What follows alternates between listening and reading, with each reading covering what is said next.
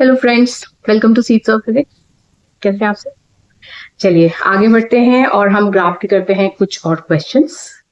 देखिए, अब तक हमने ग्राफ्स में जितना भी करा है, जो भी हमने प्रीवियस वीडियोस में कवर किया है, there we have tried to study the analysis of a graph which is given to us. Graph आपके पास होता है और ग्राफ को देख के you have to draw different conclusions. This is what we have been doing till now. अभी क्या है, अभी आपके पास क्वेश्चन थोड़ा अलग से आएगा। अभी इसमें क्या होगा कि you have been given a certain information and using that information you have to construct the graph. That is the question for today. You have to construct the graph. So let's just read the question and try and do it. See, the question is sketch an AT graph. AT means acceleration time graph. Sketch an acceleration time graph for a freely falling body. So you have a freely falling body. What is a freely falling body? Suppose I have something in my hand and I just drop it.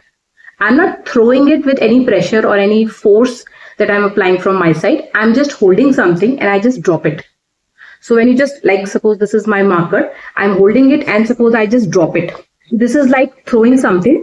This is throwing something without any external effort made from your side. So if you are throwing something like this, if you are dropping something like this, then in that case, the object which is falling towards the surface of earth, that is addressed as a freely falling body. तो उस situation को, उस scenario को अपने mind में रख के आपको उसके लिए एक एक्सेलरेशन टाइम ग्राफ बनाना है, क्योंकि ऑब्वियसली जो ऑब्जेक्ट फॉल करेगा, it is going to cover a certain distance with a certain velocity, you know, all those things are going to come into existence now. वो कुछ डिस्प्लेसमेंट भी cover करेगा. It is going to take some time for that journey and it is going to accelerate as well. It will be having different velocities on the way. तो वो सब चीजें अब हम कैलकुलेट करने वाले हैं. Okay, so let's start. देखिए, ये आपका सिचुएशन है. जैसे कि मैंने आपको बताया, you are having an object and you are just dropping it, right. जब भी आप किसी चीज को सिर्फ ड्रॉप करते हैं तो उस वक्त उसका इनिशियल वेलोसिटी क्या रहता है? It's always zero. It's always zero. तो इनिशियल वेलोसिटी आपका जीरो रहेगा. अब क्योंकि when this object is going to approach the ground and it is going to hit the ground, then just before hitting the ground उसका कुछ एक velocity होगा which is obviously non zero. Zero velocity तो उसका केवल तब था जब हमने उसको जस्ट ड्रॉप किया था. उसके बाद on the way the object kept on gaining velocity. Object की वेलोसिटी में इंक्रीमेंट आता है and then final velocity is the one that it acquires just before hitting the ground. That means इस position पे इसके पास जो वेलोसिटी आती है वो आपकी फाइनल वेलोसिटी रहेगी. अब ये जो आपका मोशन है, इसमें क्लियर सी बात है that velocity is undergoing a change. Velocity में वेरिएशन आ रहा है, उसके मैग्नीट्यूड में वेरिएशन आ रहा है, जबकि वेलोसिटी का डायरेक्शन तो सेम ही रह रहा है कि ऑब्जेक्ट है वो सीधा स्ट्रेट लाइन में ट्रेवल कर रहा है. This is the only direction which the object is following. तो आपका वो स्ट्रेट लाइन वाला प्रिंसिपल यहाँ पे वैलिडेट हो जाता है. लेकिन ऑब्जेक्ट के वेलोसिटी में वेरिएशन आ रहा है. स्टार्टिंग में जीरो है और पूरे रास्ते भी वो इंक्रीज होती हुई कुछ एक फाइनल वेलोसिटी एक्वायर कर लेती है. What does this information shows? This information shows that the velocity, because the velocity is changing, the velocity is undergoing a change, the motion of the object is an accelerated motion. आपके object का motion क्या है? Accelerated motion है. ये कोई uniform velocity वाला motion नहीं है, क्योंकि वेलोसिटी यूनिफॉर्म है ही नहीं. वेलोसिटी में वेरिएशन आ रहा है. तो अब क्योंकि आपके पास जो वेलोसिटी में वेरिएशन आ रहा है, वेलोसिटी के जो मैग्नीट्यूड में वेरिएशन आ रहा है, वो किस किस्म का वेरिएशन है? It is the variation which is resulting in the increase in the magnitude of velocity. Starting में जीरो है, उसके बाद बढ़ता जा रहा है उसका मैग्नीट्यूड. इसका मतलब एक्सेलरेशन कैसी होनी चाहिए? It should be positive. It should be positive, क्योंकि negative acceleration results in decrement in the amount of velocity, and it is only positive acceleration which can result in the increment in the value of velocity. तो आपके velocity का जो value है that is increasing because that shows, or you can say that shows that acceleration must be positive. अब हमें पता है कि जो acceleration associated होगी with this kind of motion, that is called acceleration due to gravity. Ideally उसका value आपका 9.8 metre per second square रहता है. This is the ideal value. पर अभी कैलकुलेशंस को थोड़ा सिंप्लीफाई करने के लिए हम बहुत बार इसको राउंड फिगर में 10 मीटर पर सेकेंड स्क्वायर भी ले लेते हैं. So that is what we have chosen for the present case. आप एक्सेलरेशन की वैल्यू फिलहाल के लिए 10 मीटर पर सेकेंड स्क्वायर ले सकते हैं, राइट. तो ये जो आपके पास वैल्यू है, ये पॉजिटिव वैल्यू है. पॉजिटिव क्यों है उसका कारण मैं आपको बता चुकी हूँ, क्योंकि वेलोसिटी के मैग्नीट्यूड में इंक्रीमेंट आ रहा है। So this information has been given to you. उसके अलावा एक चीज आपको क्वेश्चन में दी गई है that you have to assume that it took 5 seconds to reach the ground. I mean ये पूरा जर्नी ऊपर से from a certain height ground level तक आने के लिए जो उसको समय लग रहा है that is 5 seconds. So this information is given to us that the object is taking 5 seconds to start its journey from a certain height and till it reaches the ground level, and it is positively accelerated by an amount of 10 meter per second square, which is nothing but the acceleration due to gravity. तो ये information हमारे पास है। इस information को use करके आपने acceleration time graph बनाना है। Very simple, acceleration time graph बनाना है तो आपने क्या करना है, as always you have to take the two axes, taking your acceleration on the y axis and your time on the x axis, right? अब देखिए एक्सेलरेशन एक्सिस में आपने ऑब्वियसली ये जो प्लॉट है ये किसके बीच में है, this is between acceleration and time. तो आपका जो एक्सेलरेशन टाइम ग्राफ है वो एक्सेलरेशन का नेचर रिप्रेजेंट करेगा कि एक्सेलरेशन कैसी है सिस्टम में। आपने यहाँ टाइम के साथ as we are progressing in time you have to show that how is the acceleration behaving.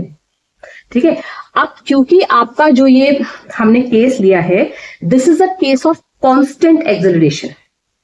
I hope this is very very clear to you कि यहाँ पे कोई भी वेरिएबल एक्सेलरेशन नहीं एग्जिस्ट कर रही है। एक्सेलरेशन ड्यू टू ग्रेविटी का एक कांस्टेंट वैल्यू होता है जो थ्रू आउट द मोशन उतना ही रहता है। ठीक है, so this is the case of variable velocity with constant acceleration. तो आपका एक्सेलरेशन का वैल्यू कांस्टेंट है और वो आपका 10 मीटर पर सेकेंड स्क्वायर है। So that means on your acceleration axis आपको 10 यूनिट्स की एक वैल्यू फाइनल करनी है जो समय के साथ चेंज नहीं हो रही है। देखिए I just show you, okay have a look. देखिए यहाँ पर आपकी एक्सेलरेशन एक्सिस है जहां हमने डिफरेंट वैल्यूज ले लिए, कुछ भी रैंडम 5, 10, 15, 20 एंड सो ऑन। उसी तरह से आपकी टाइम एक्सिस है, इसमें भी आप कुछ वैल्यूज ले सकते हैं। लेकिन आपको कितना दिखाने की जरूरत है, पहली बात एक्सेलरेशन की वैल्यू आपकी कांस्टेंट है। सो जो इस डेटा के कॉरस्पॉन्डिंग एक्सेलरेशन टाइम कर्व बनेगा that will be a constant acceleration curve.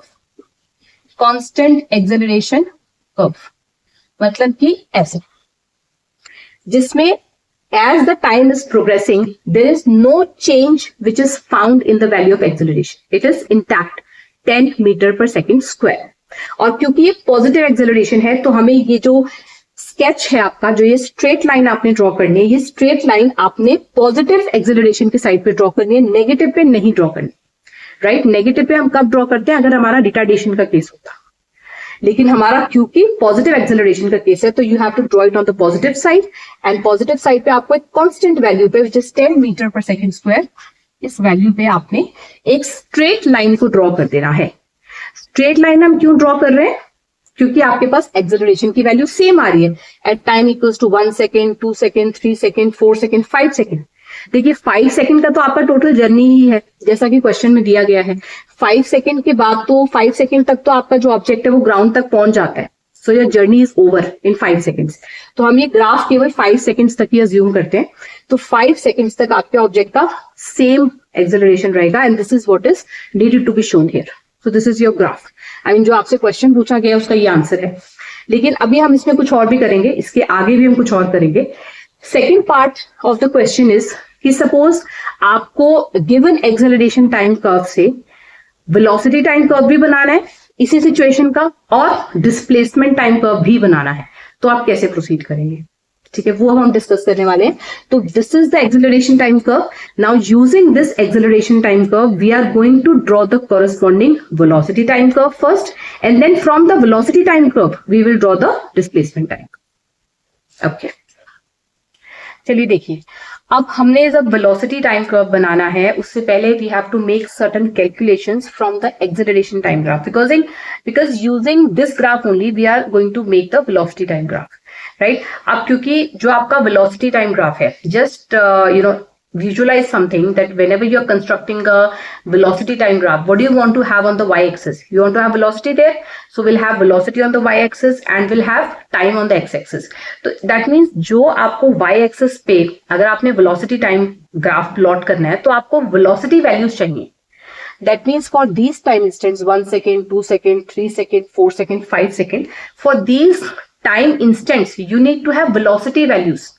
आपके पास velocity values होंगी तभी तो आप velocity time graph बना पाएंगे नेचुरली, क्योंकि VT ग्राफ में आपको वेलोसिटी की वैल्यूज चाहिए जो आपने प्लॉट करनी है, और जो हमने अभी तक निकाला है यहां से हमें वेलोसिटी की वैल्यू नहीं मिली है. देखिए जो हमारा सिचुएशन था उसमें हमें सिर्फ इनिशियल वेलोसिटी पता थी, because we are dropping an object ना, तो इनिशियल वेलोसिटी 0 है. उसके बाद हमें इतना पता है that velocity is increasing, but what is the velocity at what time instant. We have a journey of 5 seconds. उन 5 सेकेंड्स की पूरी जर्नी में पूरे रास्ते में वेलोसिटी की वैल्यू कहां पर क्या क्या आती रही है, इंस्टेंटेनियस वैल्यूज क्या रही है, वो हमें नहीं पता था. हमें सिर्फ इतना पता था that initial velocity has been 0 metre per second, and we were not aware that what would be the final velocity, what would be the intermediate velocities on the way. We were not knowing about that. तो वो information हमें सबसे पहले निकालनी पड़ेगी, और वो information पता चलने के बाद ही हम वेलोसिटी टाइम ग्राफ बना सकते हैं. See, if we have to find those velocity values, we have to use the acceleration time graph, and using this acceleration time graph, we can evaluate the velocities at these 5 time instants. देखिए यहाँ पर जिन time instants पे आपको acceleration की value बताई गई है, इन्हीं टाइम इंस्टेंट्स पे वेलोसिटी की वैल्यू निकाली जा सकती है. कैसे निकाली जा सकती है? We have already studied this thing that using an acceleration time graph we can find velocity. How we can find velocity? By evaluating the area under the acceleration time curve. ठीक है, तो जैसे सपोज आपके पास 1 second है, आपने time 1 second पे, मतलब जब आपने बॉल को या किसी भी ऑब्जेक्ट को ड्रॉप करा, तो ड्रॉप करने के 1 सेकेंड के बाद क्या वेलोसिटी है वो आप इस कर्व से डायरेक्ट निकाल सकते हैं by finding the area this way. आप ये वाला जो एरिया है जो कि 1 सेकेंड तक हमारा कर्व आ रहा है, जो आपकी स्ट्रेट लाइन है which is existing till 1 second, by finding the area under this line, under this curve, you can find the velocity value which will be existing for time t equals to 1 second, right? तो ये जो आपके पास curve है, this is taking the shape of a rectangle. This is clearly a rectangle. तो rectangle का area का formula हमने यहाँ पे लगा देना है, length into breadth करके. वही हमने किया हुआ है. Velocity after 1 second will be equal to OP, जहां पर आपके पास first 1 second मिल रहा है, उसको मैंने P से इंडिकेट कर दिया है. जहां पर सेकेंड है वहां पे Q, थर्ड 1 सेकेंड पे R, फोर्थ 1 सेकेंड पे आपके पास S, एंड 5th सेकेंड पे I mark the point as T.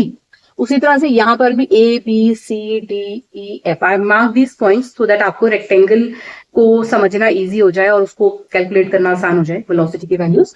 सो यहाँ हम निकाल रहे हैं velocity after 1 second, that is what is the velocity corresponding to this time instant, that is coming as OP, which is the, you can say the length, and this is the breadth, VP. So this is OP into BP. OP into BP. OP आपका 1 second का है और BP आपका 10 है. 10 क्यों है? क्योंकि 10 आपकी एक्सेलरेशन की वैल्यू है, 10 metre per second square. So using this we are getting 10 metre per second. Using this we are getting 10 metre per second. तो आपके पास फर्स्ट वेलोसिटी का वैल्यू आ गया है यहाँ से.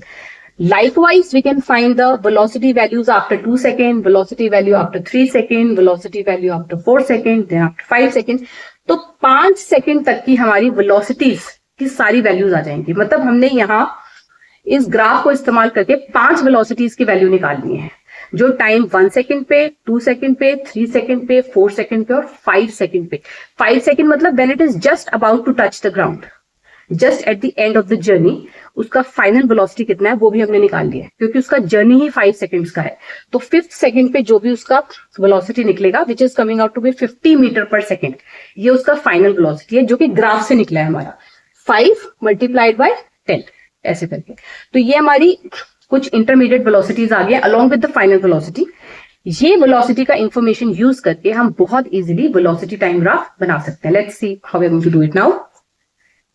Okay guys, let's continue. देखिए अब इसमें क्या करा हमने कि हमने जो वेलोसिटी के वैल्यूज कैलकुलेट किए थे, using those values we have simply drawn a velocity time graph which is very simple. What we have done, we have taken the time axis, we have chosen the 5 time instants from 0 to 5 seconds, जिसमें हमारा पूरा journey exist कर रहा है. उसके बाद on the velocity axis also we can take some random values so that we can plot these values. हमारा main target है 10 metre per second, 20, 30 meter per second, 40, 50 metre per second. जो हमारी values आई हैं ये अकोमोडेट हो जानी चाहिए. तो आप वेलोसिटी की जो भी एक्सेस है उस पर स्केल किसी भी हिसाब से ले सकते हैं. Just try and make sure कि आपके पास जो 10 metre per second, 20 meter per second, 30 meter per second जो ये वेलोसिटीज हैं आपकी, ये सारी इक्विडिस्टेंट वेलोसिटीज हैं. Something you can see from the numbers, they are all equidistant velocities, क्योंकि 10 और 20 के बीच का डिस्टेंस वही है जो 20 और 30 के बीच का है. तो आप उसको उसी अकॉर्डिंग शो कर दीजिए ग्राफ की वाई एक्सिस पे. So I have taken these values on the y-axis somewhat like this, 10, 20, 30, 40, 50. Very simple, the way we take it on graph.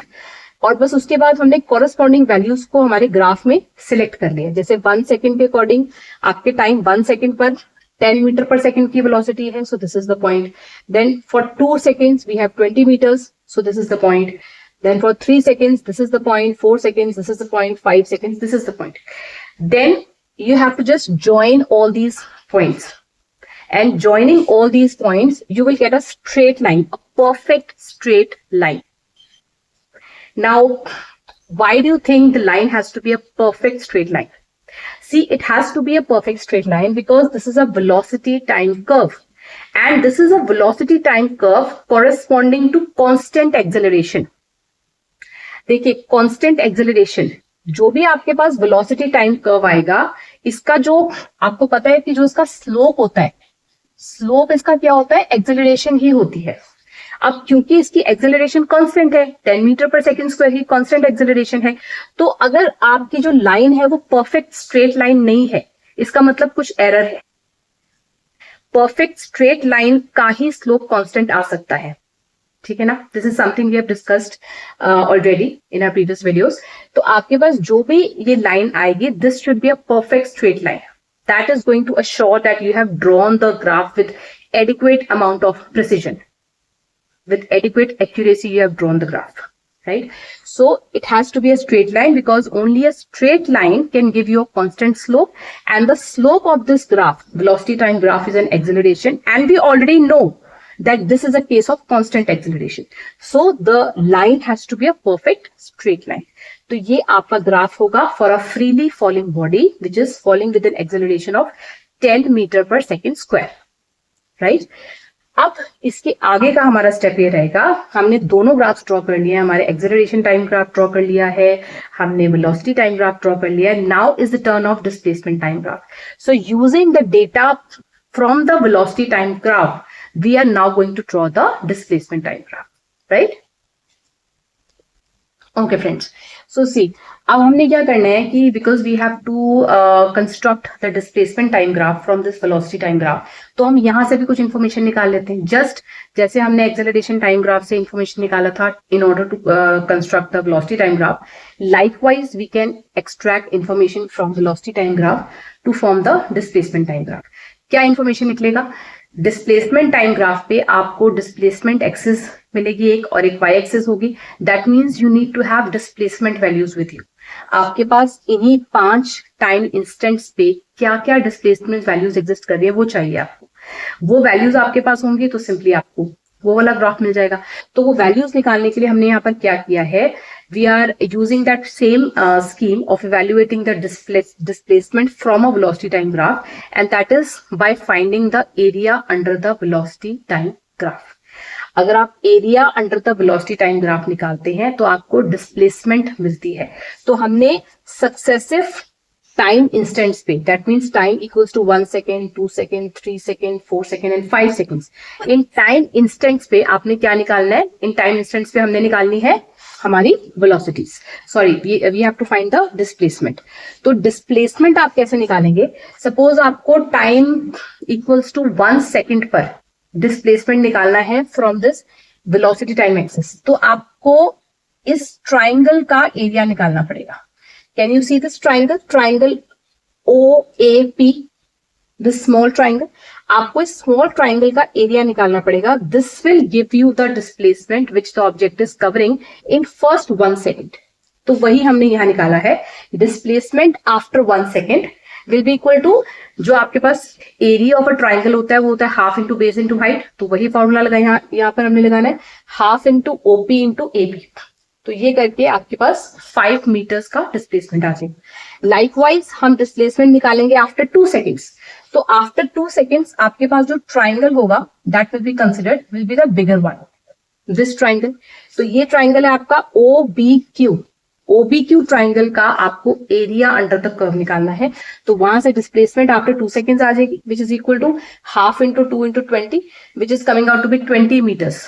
तो ऐसे करके आप 5 सेकेंड्स तक इस पूरे ट्राइंगल का, बड़े वाले ट्राइंगल तक का एरिया निकाल सकते हैं। तो you are going to get these 5 values in this sequence, 5 meter, 20 meter, 45 meters, 80 meters and then 125 meters. ये 5 वैल्यूज आपके पास आएंगी and then using these 5 values we can now very easily make the displacement time curve. Okay guys, तो हमने जो displacement का values निकाला था उन डिस्प्लेसमेंट की वैल्यूज को हमने डिस्प्लेसमेंट टाइम ग्राफ में प्लॉट कर दिया है। This is your time axis and this is your displacement axis. So it's very easy to plot, जैसे हम नॉर्मल प्लॉट करते हैं। आपके पास 1 सेकेंड पे आपको 5 वैल्यू मिलती है, 5 मीटर्स, तो हमने यहाँ प्लॉट करी है। 20 पे you are getting 20 meters, so we have placed it here. 30 पे आपके पास 45 मीटर्स है, 40 पे 80 मीटर्स है और 5 पे 125 मीटर है। जब आप इन सारे पॉइंट्स को ज्वाइन करते हैं, आप इन सब पॉइंट्स को ज्वाइन करते हैं in order to get the final shape of the curve, तो आपके पास कुछ ऐसा शेप आ जाता है। This is the final shape that you are getting. तो ये जो शेप है ये क्या इंडिकेट करता है? Wherever you have a displacement time curve और displacement time curve, in that case if you are getting a shape somewhat like this which is not a straight line, just see one thing that this curve that you are getting is not a straight line. तो अगर ये straight line नहीं है और ये displacement time curve है तो ये क्या indicate करता है? ये indicate करता है variable velocity। ये क्या indicate करता है? Variable velocity, जो कि है भी, because when you are dropping something reaching the ground, that object reaching the ground, there is variation in the velocity throughout the journey. तो वही variation आपका ये ग्राफ भी रिफ्लेक्ट करता है। अच्छा, दूसरी बात है जो आपको यहाँ पर इंफॉर्मेशन बतानी है कि ये जो कर्व है this is not just a variable velocity curve, but what kind of acceleration is associated with this kind of displacement time curve? Constant acceleration. So ये जो कर्व है, ये जो डिस्प्लेसमेंट टाइम कर्व है, this is indicating variable velocity. Why variable velocity? Because curve पे अगर आप slope निकालने की कोशिश करेंगे तो आपके पास हर इंस्टेंट पे जो टेंजेंट आएगा उसका टाइम एक्सिस के साथ अलग ही स्लोप आएगा कुछ, ठीक है। So since it is not a straight line, it is a curve which is not a straight line, so it is going to have variation in the slopes, and slope of this curve is nothing but the velocity. तो वही हमारा displacement time curve indicate कर रहा है कि ये indicate कर रहा है वेरिएशन इन द वेलोसिटी, और वेलोसिटी में वेरिएशन तो है ही, ठीक है। तो एक्सेलरेशन जो एसोसिएटेड रहेगी आपकी इस मोशन के साथ वो रहेगी कांस्टेंट एक्सेलरेशन। देखिए, एक चीज होती है कि अगर आपके पास इस तरह का कोई डिस्प्लेसमेंट टाइम कर्व शो किया हुआ है तो one thing can crop up in your mind कि हम ये कैसे कह सकते हैं कि कांस्टेंट एक्सेलरेशन है। चलो, ये तो हमें सिचुएशन पता था, I mean we knew the situation that this is the case for free fall, जहां पे आपकी एक्सेलरेशन कांस्टेंट होती है क्योंकि वो एक्सेलरेशन ड्यू टू ग्रेविटी है। लेकिन सपोज आपको ये बात नहीं पता, जैसे आपके पास ये कर्व दिया गया है और इसकी एनालिसिस करने को कहा गया है, तो कर्व को जस्ट देखने से आप कैसे बता सकते हैं? देखने से सिर्फ आप इतना बता सकते हैं कि एक वेरिएबल वेलोसिटी कर्व है, there is variation in the velocity. Why? Because the slope of this curve is varying at different time instants. इससे सिर्फ ये पता चलता है कि वेरिएबल वेलोसिटी है, लेकिन वो variation in velocity constant acceleration की वजह से है या वेरिएबल एक्सेलरेशन की वजह से, ये कैसे पता चलेगा? That is the point now. तो आपके पास इसमें एक रूल होता है कि अगर आपका जो कर्व है वो एक परफेक्ट पैराबोला है। देखिए, आपके पास बहुत तरह के कर्व्स हम स्टडी करते हैं मैथमेटिक्स में। We study about parabolas, we study about hyperbolas, we study about sine wave, we study about circles.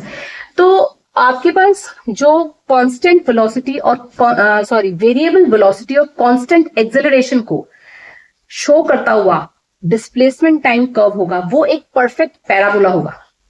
मतलब कि अगर आप कर्व को देखेंगे तो मे बी क्वालिटेटिवली आपको समझ में नहीं आएगा कि ये कर्व कांस्टेंट एक्सेलरेशन रिप्रेजेंट कर रहे हैं या वेरिएबल एक्सेलरेशन रिप्रेजेंट कर रहे हैं। Maybe you will not be able to figure out just by seeing the curve. वो आपको कुछ मैथमेटिकल एनालिसिस से पता चल पाएगा कि ये एक परफेक्ट पैराबोला है या नहीं है, क्योंकि अगर वो कांस्टेंट एक्सेलरेशन कर्व है सिर्फ तभी वो एक परफेक्ट पैराबोला है, अदरवाइज नॉट। अदरवाइज वो कुछ और नॉन पैराबोलिक कर्व हो सकता है। आई मीन देखिए, जो नॉन पैराबोलिक कर्व है या जो पैराबोलिक कर्व है, जो परफेक्ट पैराबोला है, वो देखने से, अगर आप उसकी कोई मैथमेटिकल एनालिसिस नहीं परफॉर्म करते हैं, वो देखने में ऑलमोस्ट शायद एक बिगनर को सेम सा लगे। So it's very difficult to say that whether this is representing constant acceleration or not, right? But if you somehow are able to perform the analysis, then you have to say that a curve which is representing variable velocity and constant acceleration, that displacement time curve has to be a perfect parabola. ये वो curve है जो एक proper quadratic equation को satisfy करता है। और इसके अलावा अगर आपके पास नॉन पैराबोलिक कर्व है तो नॉन पैराबोलिक कर्व क्या रिप्रेजेंट करेगा? वो रिप्रेजेंट करेगा variable velocity with variable acceleration. वह एक्सेलरेशन भी वेरी करेगी अगर वो नॉन पैराबोलिक कर्व है, राइट? तो ये था हमारा आज का question. I hope you found it interesting. Just meet you in the next video. Take care, bye.